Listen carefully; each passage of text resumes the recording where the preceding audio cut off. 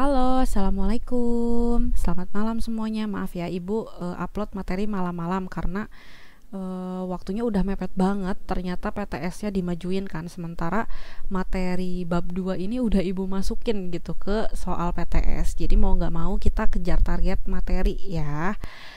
Semoga semuanya bisa. Ibu yakin sih kalian pasti bisa karena dinilai dari bab sebelumnya juga nilai kalian itu sebetulnya sudah memenuhi ya, atau sudah cukup banyak yang lolos lewat KKM walaupun pada kelas 10 kan, kelas 11 IPA 3 itu masih banyak banget yang masih di bawah KKM, tapi nggak apa-apa. Kalau misalkan kalian masih belum ngerti, kalian bisa diskusi sama temen atau kalian coba latihan ulang yang kemarin soal ibu kasih. Kalau misalkan kalian masih bingung, ada yang mau ditanyain, boleh tanya aja, tapi jangan lupa salam sama kasih tahu ya namanya siapa, dari kelas apa gitu, karena ibu kan gak hafal juga. Nah kemudian kalau misalkan kalian mau tanya soal, kasih tahu di awalannya, Bu saya mau tanya pembahasan soal gitu, supaya ibu tahu tujuan kalian tuh apa ngechatnya gitu ya. Nggak usah, jadi kalau ngechat ke ibu tolong langsung aja gitu, misalkan Assalamualaikum Bu, saya Mita dari kelas 11 IPA 3 mau menanyakan soal berikut Bu, misalkan kayak gitu. Jadi nggak usah Assalamualaikum Bu gitu dulu, nggak usah kayak gitu ya. Agak lama itu soalnya, mending kalian langsung aja mau tanya apa tanyain gitu. Oke, kita lanjut. Sebenarnya materi ini tuh kalian udah pernah bahas di SMP, mungkin gurunya udah pernah nyerempet-nyerempet ke materi ini. Jadi kita masuk ke materi asam dan basa bab kedua di kelas 11 semester 2. Oke, nah ini adalah salah satu contoh produk yang contoh senyawa asam gitu. Ini adalah air aki ya, kalau kalian, bukan ereksi, maksudnya ini aki.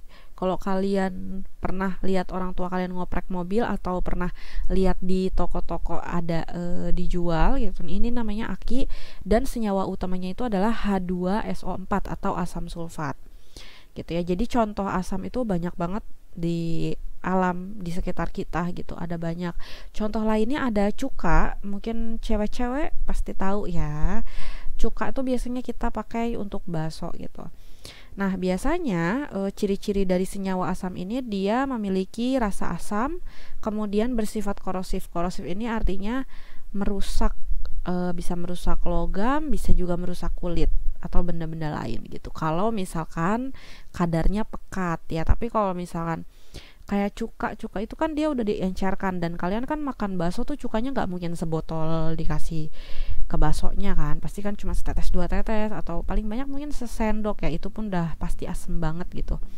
Nah itu masih aman dikonsumsi. Jadi cuka itu salah satu contoh senyawa asam yang aman dikonsumsi. Nah kalian pernah dengar ada orang minum air aki? Ada ya, orang yang mau bunuh diri mungkin gitu, karena aki ini nggak bisa atau nggak boleh dikonsumsi kayak gitu. Jadi ada beberapa senyawa asam yang bisa kita konsumsi, kita icipin, oh ini rasanya asam, berarti dia senyawa asam gitu. Tapi ada juga asam yang tadi nggak bisa kita cicipin gitu. Nah kemudian pH-nya itu kurang dari 7. Jadi kalau kita pengen menentukan apakah larutan ini sifatnya asam atau basa, nah selain cicip kan, berarti kalau cicip itu kita punya resiko apa? Terluka ya, kalau misalkan dia sifatnya korosif tadi gitu, atau asamnya itu asam yang emang nggak boleh dikonsumsi. Wah bahaya banget gitu, bisa-bisa lambung kita yang bolong gitu. Nah itu berbahaya. Jadi gimana caranya untuk menentukan suatu larutan asam atau basa? Biasanya ditentukan dari pH atau derajat keasaman namanya ya. Nah kalau asam sendiri, senyawa asam sendiri pH-nya itu kurang dari 7. Kemudian lawan dari asam atau kawannya itu ada senyawa basa. Basa ini contohnya adalah sabun ya. Semua sabun itu based on basa gitu. Jadi dasarnya tuh pasti basa semua gitu. Biasanya senyawa basa yang dipakainya adalah natrium hidroksida atau NaOH. Ciri-cirinya basa itu dia punya rasa yang pahit, kemudian licin kalau kena kulit, dan merusak kulit sebenarnya gitu. Jadi kenapa sabun ini komponennya nggak cuma natrium hidroksida gitu, nggak cuma basa aja, karena basa ini ya merusak kulit gitu. Tapi kita butuh basa tersebut untuk mengangkat kotoran kayak gitu, untuk membuat licinnya itu gitu. tapi karena dia merusak kulit, makanya kita butuh zat lain, misalkan ditambahin aloe vera, ditambahin beras, ditambahin pelembab yang lain kayak gitu supaya nggak merusak kulit. Nah, selanjutnya untuk pH-nya sendiri lebih dari 7. Jadi karena basa tuh rasanya pahit ya. Contohnya tadi sabun. Ada nggak orang yang sengaja makan sabun? Kan nggak ada ya, pasti nggak sengaja gitu buka bungkus sabun, ke jilat gitu sabunnya ya kan, pasti nggak sengaja. Kayak gitu, nggak ada orang yang mau emang sengaja makan sabun ya. Kecuali mungkin punya kelainan, mungkin ada ya, pernah dengar sih ibu tapi lupa kapan. Gitu. Jadi cara menentukan dia larutannya basa atau asam ya dari pH-nya juga yang paling aman. Nah, selanjutnya biasanya kalau di SMP tuh udah diajarin ya, kita pengen tahu dia asam atau basa, cara yang paling mudah apa? Kita punya kertas lakmus. Kertas lakmus ini adalah salah satu contoh indikator. Nah, itu bisa kalian lihat. Kita lihat gelas yang tengah dulu, itu larutan netral ya. Jadi cairan yang ada pada gelas tersebut adalah cairan yang bersifat netral. Nah, kalau misalkan dia netral, maka lakmus biru tetap biru warnanya, lakmus merah tetap merah. Jadi nggak berubah gitu. Jadi lakmus ini ada dua jenis ya, lakmus merah sama lakmus biru. Sekarang kita lihat gelas yang ada di sebelah kiri atau gelas yang berisi larutan asam. Nah, kalau misalkan si lakmus merah dicelupin ke larutan asam, dia tetap warna merah. Tapi kalau misalkan lakmus yang biru itu berubah jadi merah tuh, dia menyerap si warna merah, menyerap larutannya sehingga berubah warna menjadi warna merah. Selanjutnya di gelas kimia yang paling kanan itu dia berisi larutan basa. Nah, kalau yang ini kebalikannya, lakmus biru tetap biru, yang merah berubah jadi warna biru kayak gitu. Mungkin kalian udah sering dengar juga sih ya. Pas SMP biasanya ini udah diajarkan gitu. Ini adalah salah satu contoh cara mengetahui dia asam atau basa tuh yang paling mudah, itu pakai kertas lakmus. Dan biasanya kertas lakmus ini di setiap lab ada sih, karena harganya termasuk ekonomis gitu ya. Jadi biasanya ada di semua lab. Tapi kertas lakmus ini punya kekurangan, dia cuma bisa mendeteksi dia itu asam atau basa, udah tok. Dia nggak bisa tahu derajat keasamannya gitu. Sementara yang penting itu adalah sebenarnya si derajat keasaman. Nah, derajat keasaman ini kalau di geografi biasanya berguna untuk pemilihan fungsi tanah gitu. Jadi biasanya tanah itu kita cek dia pH-nya berapa nih, berarti dia bagus gak buat pertanian atau buat fungsi yang lain kayak gitu. Itu biasanya ditentukan dari pH tanahnya juga ya, selain kelembaban dan unsur mineralnya. Nah, lanjut, jadi kita akan membahas larutan asam dan basa pada materi ini lebih dalam ya daripada pas SMP. Nah, yang akan kita pelajari pertama adalah tentang teori asam dan basa. Untuk teori asam dan basa di SMA itu ada 3 teori yang dikemukakan. Yang pertama ada teori dari Arrhenius. Jadi pembuat teorinya namanya tuh Arrhenius gitu ya. Terus yang kedua teori dari Bronsted-Lowry. Sebenarnya ini adalah 2 orang yang berbeda, namanya Bronsted dan Lowry gitu. Tapi mereka itu nggak kerja sama, jadi mereka itu kayak berbeda tahun, tapi penelitiannya itu sama gitu. Ngerti nggak sih? Dan hasil penelitiannya itu sama, makanya disebutnya teori Bronsted-Lowry. Nah, kemudian yang ketiga ada teorinya si Lewis. Kita lanjut ke teori yang pertama dulu, yaitu teori dari Arrhenius. Kata Arrhenius, asam itu adalah zat yang menghasilkan ion H+ jika dilarutkan di dalam air. Sementara basa adalah zat yang menghasilkan ion OH- jika dilarutkan dalam air. Jadi yang di highlight atau di garis utama ini ya di teori Arrhenius ini adalah asam tuh yang akan menghasilkan H+, sementara basa menghasilkan OH-. Di mana? Di dalam air. Jadi itu yang khususnya gitu. Arrhenius itu cuma bisa menjelaskan asam dan basa yang larut dalam air gitu. Kalau misalkan dia nggak larut dalam air tuh dia nggak bisa menjelaskan lagi gitu. Itu kekurangan Arrhenius. Nah, untuk contohnya yang pertama di sini ada senyawa HCl, senyawa asamnya. HCl itu kalau masuk ke dalam air atau larut dalam air, dia akan terionisasi menjadi H+ dan Cl-. Nah, karena muncul H+ berarti dia asam kan. Makanya namanya asam klorida gitu. Kemudian di situ muncul H+ tadi. Nah, ini adalah contoh yang lain tadi, asam cuka dengan senyawanya CH3COOH atau nama kimianya biasanya disebut asam asetat. Ya. Nah, asam asetat ini dia kalau masuk ke dalam air atau larut dalam air itu akan menghasilkan ion CH3COO- dan H+. Gitu. Jadi muncul H+ juga. Makanya dia termasuk senyawa asam. Nah, selanjutnya untuk contoh senyawa basanya ada di NaOH. Dia jadi Na+ sama OH- kalau larut dalam air, ya di situ muncul OH-. Terus yang lainnya ada contoh NH4OH larut dalam air menjadi NH4+ dan OH-. Muncul OH- juga ya, menandakan dia senyawa basa. Gitu. Jadi cukup mudah ya untuk menentukan dia asam basa Arrhenius itu mudah. Cuma H+ sama OH-. H+ berarti asam, OH- berarti basa. Dan karena dia khusus dilarutkan dalam air, maka air itu nggak perlu ditulis.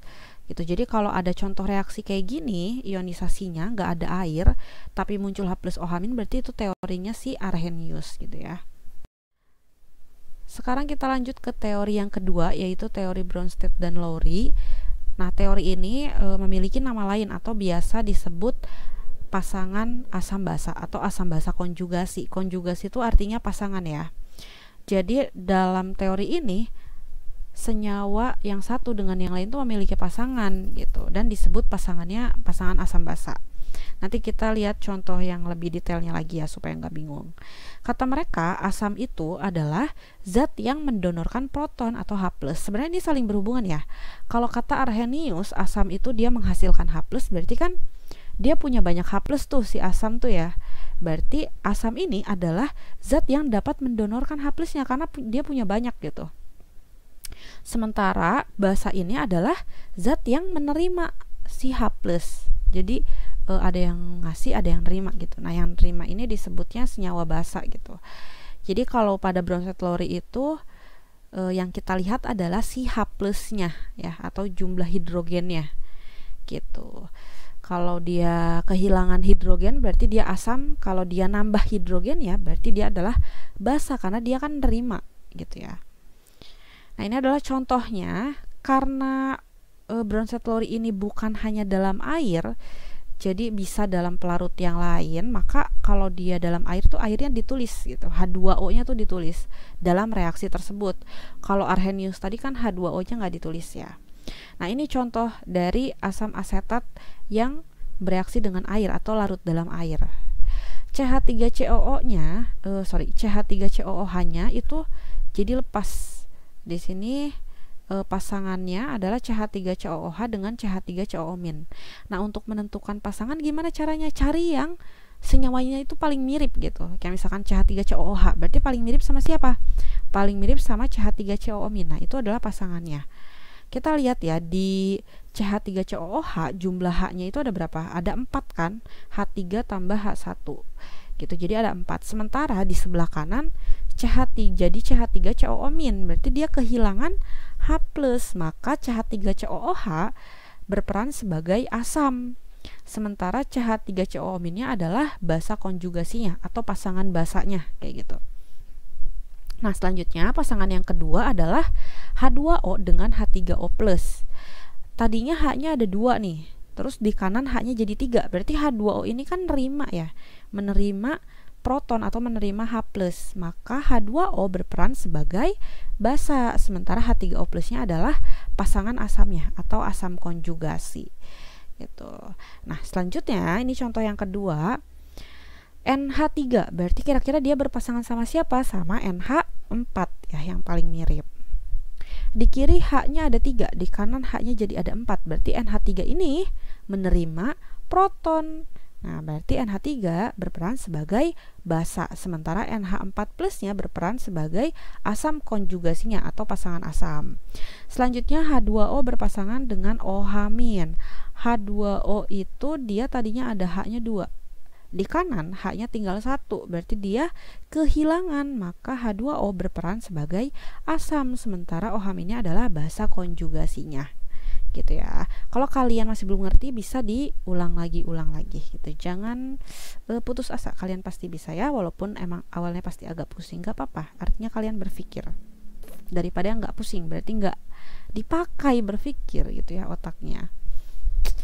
Nah, selanjutnya di sini kita bisa lihat ya, H2O pada reaksi yang pertama itu dia berperan sebagai basa, sementara H2O pada reaksi yang kedua berperan sebagai asam. Nah, jadi H2O tuh asam, basa atau netral gitu. Nah, pada Bronsted-Lowry atau pada teori asam basa Bronsted-Lowry, H2O ini adalah contoh dari senyawa amfoter. Amfoter itu apa? Amfoter itu adalah senyawa yang dapat berperan sebagai asam maupun basa. Jadi tergantung H2O itu ketemunya sama siapa. Kalau H2O ketemunya sama asam, dia jadi basa.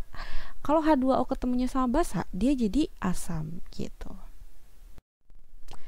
Selanjutnya kita ke teori yang ketiga, yaitu teori Lewis. Kalau kata Lewis, asam itu adalah zat yang menerima pasangan elektron bebas atau PeB. Mungkin kalian masih ingat kelas 10 ada pelajaran yang kayaknya susah banget gitu, biasanya angel temen gitu. Nah, itu biasanya di ikatan kimia. Ada PeB PeI kalau kalian masih ingat ya. PeB itu pasangan elektron bebas, PeI itu pasangan elektron ikatan. Jadi kalau kata Lewis itu asam adalah zat yang menerima PeB. Asam itu kan tadi menghasilkan H+, dia ngasih H+. Berarti dia adalah sebagai penerima negatif gitu. Negatif itu apa? Elektron kan. Kayak gitu. Jadi sebenarnya dari semua ketiga teori ini tuh saling berhubungan gitu. Selanjutnya, basa itu adalah zat yang mendonorkan pasangan elektron bebas. Karena basa itu tadi menghasilkan OH-, ada negatifnya kan. Berarti kan dia kelebihan negatif dong. Ya, atau kelebihan elektron. Jadi dia yang bisa ngasih pasangan elektron bebas gitu, yang disebut dengan basa. Oke, sekarang kita ke contoh. Di sini contohnya ada pembentukan NH3BF3 dari reaksinya NH3 plus BF3. Ya, membentuk senyawa NH3BF3. Gitu. Nah, kalau misalkan kita mau tahu mana asam mana basa menurut Lewis, kita harus bisa menggambarkan struktur Lewis. Ini juga pernah diajarkan di kelas 10 ya, struktur Lewis. Jadi yang masuk ke dalam gambar struktur Lewis hanya elektron yang berikatan atau elektron valensi aja gitu. Ini adalah contoh struktur Lewis dari NH3. Nah, yang titiknya bulat itu adalah elektron valensi milik si nitrogen. Sementara yang tanda panah, bukan panah ya, plus itu ya, bintang. Ya, yang bintang itu adalah elektron dari hidrogen. Gitu. Jadi dia NH3 ini punya 3 PeI ya. Pasangan elektron ikatannya tuh ada 3 sama hidrogen. Si nitrogen ini, dan punya 1 PeB. Gitu. Nah, ini yang disebut PeB tuh yang titiknya ada 2.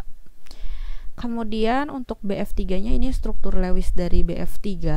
B-nya karena golongan 3 berarti dia punya 3 elektron valensi. F-nya golongan 7 berarti dia punya 7 elektron valensi. Si F ini kan kurang 1 lagi ya buat jadi 8. Makanya tiap 1 F itu dia pasti akan berikatan dengan 1 elektron dari si B-nya gitu. B ini punya PeB nggak punya, dia nggak punya PeB. Semua elektronnya B itu dipakai ikatan dengan F gitu. Nah, karena si NH3 ini dia punya PeB, oh ya, ini contoh struktur Lewis dari NH3BF3-nya ya kalau sudah bereaksi. Nah, di sini kita lihat si NH3 kan dia N-nya punya PeB ya. Maka si N ini bisa kasih PeB-nya untuk berikatan dengan BF3 gitu. Jadi elektron yang dipakai untuk berikatan antara N sama B itu adalah elektron yang dari N semua. Ini biasanya disebut ikatan kovalen koordinasi kalau kalian masih ingat. Tapi ibu yakin kalian pasti lupa ya. Tapi nggak apa-apa, ibu ingetin lagi. Gitu. Jadi ini adalah contoh ikatan kovalen koordinasi. Si N-nya ngasih PeB ke BF3 untuk bisa berikatan gitu. Jadi kayak kamu butuh ya udah nih aku ada lebihan gitu, yuk kita jajan bareng-bareng kayak gitulah ibaratnya gitu. Jadi NH3 tuh baik banget ya, mau ngasih untuk barengan. Nah, karena NH3 ini dia yang ngasih PEB, maka NH3 berperan sebagai basa, betul. Sementara BF3-nya berperan sebagai asam karena dia menerima PEB gitu. Mudah kan ya? Yang sulit biasanya karena bingung gitu bikin si struktur Lewisnya, tapi nggak apa-apa, sambil latihan aja nanti ya. Nah, selanjutnya kita ke materi pH asam dan basa tadi ya, karena nggak semua asam dan basa ini bisa kita cicipin untuk ngetes dia asam atau basa, makanya kita perlu suatu alat uji, biasanya namanya pH meter, yang paling akurat itu ya sampai sekarang. pH meter itu dia bisa langsung tahu gitu, sekali dicelupin dia tahu, oh ini larutan pH-nya berapa gitu. Kalau kurang dari 7 ya berarti asam, kalau lebih dari 7 ya berarti basa kayak gitu. Nah, gimana caranya kalau kita nggak punya pH meter gitu, tapi kita punya data yang lain untuk tahu? Nah, ini nanti kita akan pelajari gimana caranya ngitung pH dari larutan asam dan basa. Ya, jadi untuk larutan asam dan basa sendiri dibagi jadi dua kan. Ada larutan asam kuat dan basa kuat, ada juga larutan asam lemah dan basa lemah. Nah, untuk yang kuat sendiri, asam kuat contohnya ada HCl, tadi dia terionisasi jadi H+ sama Cl-. Kemudian yang basanya contohnya ada NaOH, dia terionisasi jadi Na+ dan OH-. Selanjutnya untuk asam dan basa lemah itu contohnya ada CH3COOH jadi CH3COO- plus H+. Kemudian basa lemahnya ada NH4OH contohnya jadi NH4+ dan OH-. Nah, apa yang paling membedakan dari larutan asam dan basa kuat dan lemah? Coba kalian cek di situ, ada nggak perbedaan yang paling mencolok? Ya, pasti perbedaan yang paling mencoloknya adalah si tanda panahnya ya, betul. Kalau pada larutan asam dan basa kuat, mereka itu tanda panahnya cuma satu, ke arah kanan. Artinya ketika HCl dan NaOH ini kita masukkan ke dalam air, semuanya tuh larut gitu, jadi H+ sama Cl- dan jadi Na+ sama OH- semua. Nah, berarti kalau HCl kita larutkan, ada HCl nggak di dalam larutan tersebut? Udah nggak ada, karena semuanya udah pindah jadi H+ sama Cl-. Tapi kalau misalkan CH3COOH atau cuka itu kita masukkan ke dalam air, maka di dalam larutan tersebut ada CH3COO-, ada H+, tapi CH3COOH-nya juga masih ada gitu, karena dia tidak semuanya larut menjadi ion-ionnya, sama juga dengan NH4OH, gak semua jadi NH4+ dan OH- kalau dia dilarutkan gitu. Nah, untuk yang lemah ini dia akan memiliki nilai kesetimbangan ya, nilai K, tetapan kesetimbangan. Kemarin kalian udah belajar ya, jadi harusnya udah bisa gitu. Itu khusus yang lemah. Kalau yang kuat punya nilai K nggak Bu? Nggak punya, ya sayang, karena dia tidak membentuk kesetimbangan. Nah, jadi untuk kan asam itu ada yang kuat dan lemah ya. Semakin kuat suatu asam, maka konsentrasi H+-nya itu dalam larutan tersebut tuh makin banyak gitu. Makanya kenapa yang HCl itu dia termasuk asam kuat ya, karena dia ketika masuk dalam air semuanya jadi H+, jadi H+-nya banyak gitu.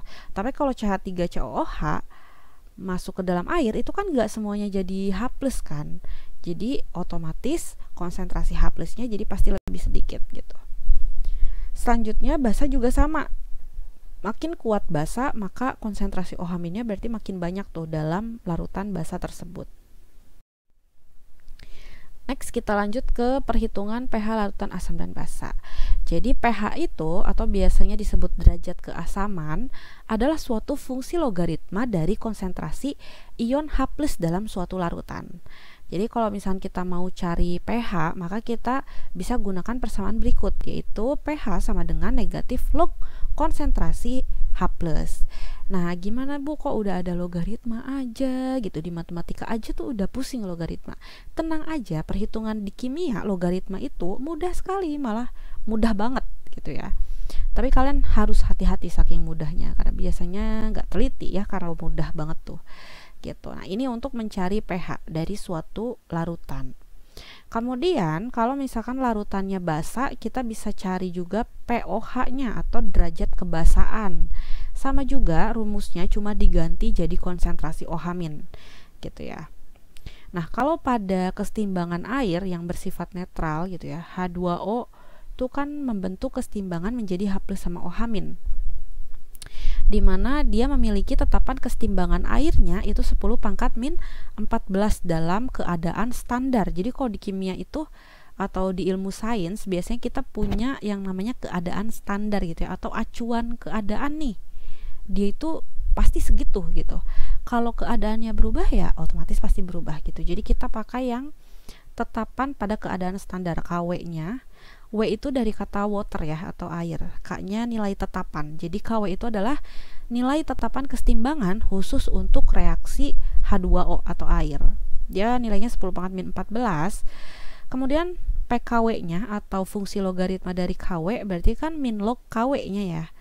Nah, berarti min log 10 pangkat min 14. Logaritma dari 10 pangkat berarti pangkatnya itu turun jadi ke bawah. Jadi PKW-nya adalah 14. Tuh, gampang banget kan ya. Ini ibu lupa sih namanya apa, eksponensial kalau nggak salah, logaritma eksponensial. Mungkin yang pinter matematika lebih jago sih. Kalau ibu akuin tuh ibu emang nggak suka matematika ya, tapi ibu suka kimia. Karena di kimia tuh perhitungan matematikanya cukup mudah sebetulnya ya. Gitu. Nah, sekarang kalau kita mau cari tetapan kesetimbangan air, berarti kan rumusnya yang bisa kita pakai apa? Konsentrasi H+ kali konsentrasi OH- ya. Karena yang fasanya aqueous itu adalah H+ sama OH- aja. H2O-nya fasanya kan liquid. Berarti liquid itu nggak masuk ke dalam tetapan kesetimbangan. Jadi nggak masuk tuh. Jadi nilai KW-nya cuma konsentrasi H+ kali konsentrasi OH-. Nah, selanjutnya kalau kita pengen cari PKW, berarti kan PKW-nya sama dengan pH ditambah pOH. Nah, PKW tadi 14, berarti pH ditambah pOH pasti nilainya adalah 14 jumlahnya. Berarti kalau kita pengen cari pH yang diketahui pOH, kita bisa cari pH-nya sama dengan 14 dikurangi pOH gitu. Kalau misalkan dia senyawanya senyawa basa ya, karena kalau basa kan yang bisa diketahui konsentrasi OH-, berarti kita bisa carinya pOH dulu gitu, nggak bisa langsung pH. Nah, ini selanjutnya kita akan coba cara mencari konsentrasi H+. Kalau pada sebelumnya, tadi kan kita rumus pH itu cuma min log konsentrasi H+. Nah, apa bedanya asam kuat sama asam lemah? Itu cuma beda di cara mencari H+-nya gitu. Tapi rumus pH-nya semua sama, min log konsentrasi H+, kayak gitu ya. pOH juga sama, semuanya sama, min log konsentrasi OH-, mau basa kuat mau basa lemah itu sama aja. Yang membedakan adalah nanti cara nyari konsentrasi OH-nya juga. Nah, untuk mencari konsentrasi H+ dari asam kuat, rumusnya adalah konsentrasi H+ sama dengan A dikali Ma, di mana A ini adalah simbol dari valensi asam. Valensi asam itu apa, Bu? Valensi asam itu adalah menunjukkan berapa banyak si H+-nya. Gitu. Contoh misalkan ada HCl berarti H-nya ada 1 kan, maka dia punya valensi asamnya itu 1. Terus H2SO4 berarti A-nya adalah 2 gitu ya. Nah, itu di atas yang tulisan warna merah itu adalah asam kuat gitu, senyawa-senyawa dari asam kuat. Kalian hafalin aja itu senyawa asam kuat, karena nggak ada cara lain sih untuk menghafal lebih mudahnya ya. Gitu. Ada HCl, HBr, HClO, HClO4, Hi, HNO3, H2SO4. Itu kalian hafalin. Nah, sisanya selain yang ada di warna merah ini, berarti itu adalah asam lemah gitu. Udah gitu aja. Jadi yang dihafalin cuma yang kuat. Nah, sisanya selain yang kuat berarti dia lemah, biar gampang gitu ya. MA udah tahu ya, itu konsentrasi asam. Kita lanjut untuk mencari konsentrasi OH- dari basa kuat, itu rumusnya mirip ya. Konsentrasi OH- sama dengan B dikali MB, di mana B-nya itu adalah valensi basa. Menyatakan berapa banyak OH-. Nah, kok ini berapa banyak sih OH-nya. Contohnya misalkan NaOH, OH-nya berarti ada 1 ya. Berarti B-nya 1.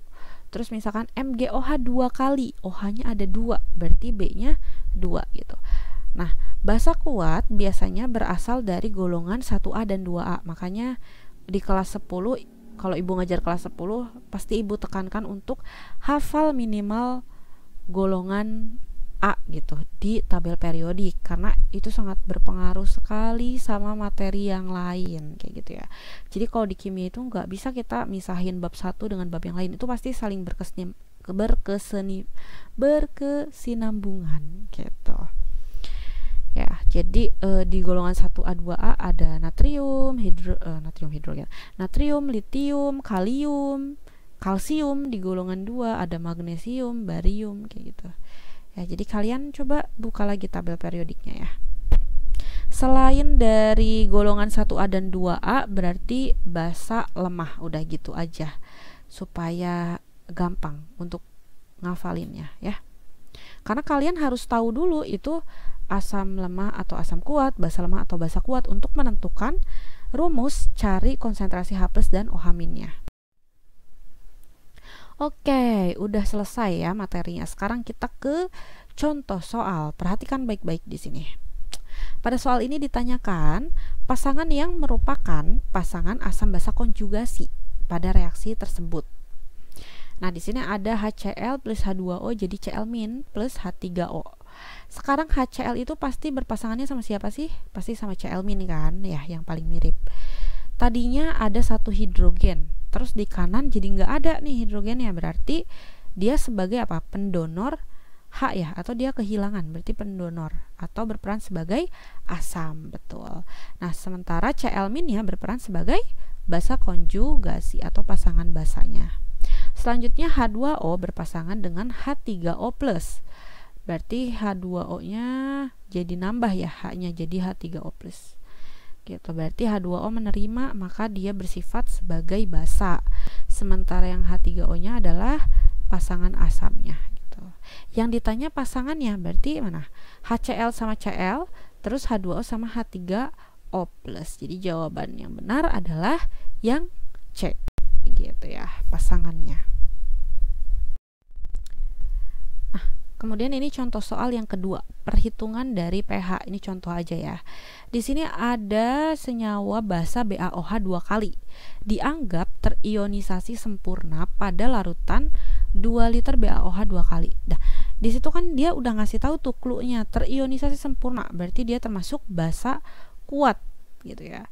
pH larutannya berapa gitu yang ditanyain. Di situ diketahui volume dari larutan tersebut 2 liter, terus konsentrasi larutan basanya 0,2 molar, terus diketahui juga log 4 itu nilainya 0,6. Yang pertama, kalau ada angka desimal kayak gini di kimia konsentrasi itu ibu tuh seneng banget dijadiin 10 pangkat aja gitu, biar gampang nanti ngitung perhitungan di rumusnya gitu. 0,2 kalau kita pangkatin 10, kalau kita jadiin 10 pangkat itu jadi 2 kali 10 pangkat min 1 ya. Nah, selanjutnya kita bisa menentukan si konsentrasi OH-nya dulu tadi ya. Oke, konsentrasi OH- untuk basa kuat B dikali MB, di mana B-nya itu jumlah OH-nya. Di situ senyawanya adalah BaOH 2 kali, berarti OH-nya ada 2. Jadi B-nya 2. Kemudian MB-nya. Nah, molaritas basanya udah diketahui nih, yaitu 0,2 atau tadi udah kita rubah jadi 2 kali 10 pangkat min 1. Berarti konsentrasi OH-nya adalah 4 kali 10 pangkat min 1 ya. Sekarang barulah kita bisa menentukan pH. Tapi sebelum ke pH, karena ini adalah senyawa basa, maka kita cari pOH terlebih dahulu. Ya, pOH sama dengan min log konsentrasi OH-. Jadi kita masukkan konsentrasi OH- yang tadi sudah kita dapat. Kemudian kalau ada logaritma 10 pangkat, berarti eksponensial atau bilangan yang di pangkatnya itu pindah ke depan ya. Jadi 1, kemudian log 4-nya tetap aja tulis log 4 dulu supaya nggak bingung. Jadi 1 min log 4. Nah, log 4 diketahui pada soal nilainya berapa? 0,6. Berarti 1 dikurangi 0,6 atau 0,4. Kalau misalkan di soal nggak ada log 4-nya gimana, Bu? Perhitungan pH itu kalau kalian sampai log itu udah betul gitu. Kalau kalian jawab esai misalkan ya, nggak dikasih tahu nih log 4 itu berapa, ya udah kalian jawab sampai 1 min log 4 itu udah betul kok gitu. Jadi nggak perlu pakai kalkulator. Enak banget kan ya, perhitungan di kimia gampang banget. Nah, selanjutnya Kita udah tahu nih kalau jumlah pH sama pOH itu pasti 14 kan. Berarti kalau kita pengen tahu pH-nya, 14 dikurangi pOH ya. Berarti 14 kurangi 0,4 yaitu 13,6. Jadi pH-nya adalah 13,6. Lebih besar daripada 7, menandakan dia larutan basa. Gitu ya. Jadi hati-hati kalau misalkan yang ditanyakan adalah pH dari larutan basa, kita cari pOH-nya dulu gitu. Dan itu belum selesai, kalian harus cari pH-nya tetap. Ya, banyak kesalahan terjadi ketika ditanyanya larutan basa, tuh kalian cuma nyari sampai pH sampai yang 0,4. Nah, itu udah salah gitu. Kalau pilihan jawabannya nanti ada 0,4 juga bahaya, kalian jadi salah jawabannya gitu ya. Jadi tolong hati-hati, lebih teliti lagi dalam mengerjakan soal. Ibu percaya kalian bisa kok, pinter-pinter banget. Kemarin aja bab pertama Masya Allah nilainya itu bagus-bagus gitu ya. Cuma masih ada beberapa yang masih kurang gitu. Nah, untuk PTS-nya sampai sini materinya. Kalau misalkan masih ada yang belum ngerti, coba kalian latihan dulu sendiri, mandiri, dari latihan-latihan soal yang udah ibu kasih sama contoh soal yang ibu kasih. Nanti kalau ada yang masih kurang paham, kalian bisa tanyain ya. Terima kasih untuk perhatiannya. Mohon maaf kalau ibu ada kesalahan kata-kata atau bikin kalian bingung gitu ya. Tapi nggak apa-apa, kita sama-sama belajar ya. Oke, selamat malam, selamat belajar. Semoga PTS-nya sukses. Amin. Assalamualaikum warahmatullahi wabarakatuh.